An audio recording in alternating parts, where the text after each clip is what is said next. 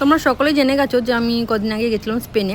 আসলে আমার হাজব্যান্ডের কনফারেন্সের কাজে আমরাও অ্যাজ হিজ ফ্যামিলি ইনভিটেশন পাই, তো আমাদেরকে সাথে সাথে ও নিয়ে যায়। সকালবেলা আমার হাজব্যান্ড আমাদেরকে সেভাবে টাইম দিতে পারতো না, সেই জন্য আমি আর তকাই দুজনেই শহরটাকে সকালবেলা এক্সপ্লোর করতাম। বেরোবার আগে তকাইকে 1 ঘন্টা পড়িয়ে নিতাম, কারণ ফিরে এসে হচ্ছিল হ্যাপিলি এক্সাম। রোদটা যা চড়া, 34 ডিগ্রি টেম্পারেচার, কিচ্ছু দেখা যায় না, পুরো ইয়ে হয়ে গেলাম। আমরা এখন গুগল ম্যাপ অন করে সুপার মার্কেট ঘুরতে যাচ্ছি। আমরা এইভাবেই, মা আর ছেলে এইভাবেই ঘুরে ঘুরে বেড়াই। এরপরে যাবো একটা নিয়ার বাই পার্ক, সেখানে যাবো। তারপরে তার আগে লাঞ্চে যাবো, লাঞ্চ করবো। তারপরে বিকালবেলা আমার হাজব্যান্ড ফিরলে আবার আমাকে আর তকাইকে নিয়ে বেরোতো। তো প্রথম দিন আমরা একটা টুকটুক রাইড নিয়ে পুরো শহরটা একটু ঘুরে দেখলাম, যে কী দেখার আছে, কোনটা দেখব। তো সেটা দেখার জন্য একটা আমরা টুকটুক বুক করলাম।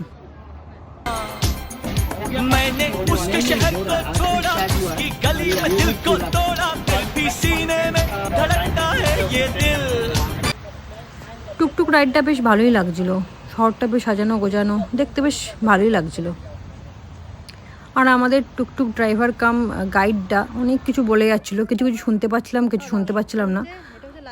একটা টানেলের মধ্যে দিয়ে যাবার সময় নিজেকে ক্যামেরায় দেখে কেমন একটা হিরোইন ফিল আসছিল।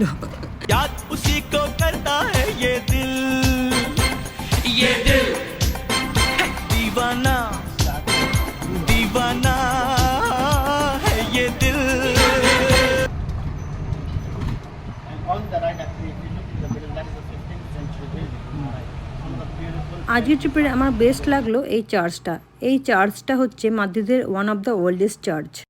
বাট এই চার্চটার আর্কিটেকচারটা হচ্ছে ইসলাম ইনফ্লুয়েন্সড, মানে এর কিছুটা পোর্শন মসজিদের মতন, আর তার উপরে খ্রিস্টানদের ক্রসটা বসানো থাকে।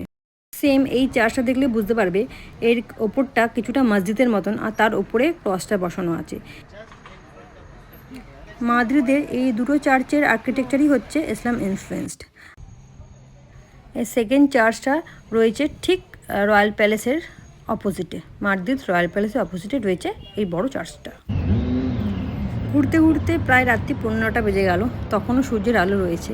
ওয়েস্টার্ন কান্ট্রিগুলোর এটাই একটা সুবিধা যে অনেক রাত্রি অবধি সূর্যের আলোটা থাকে, সেই জন্য ভালো করে ঘোরা যায়।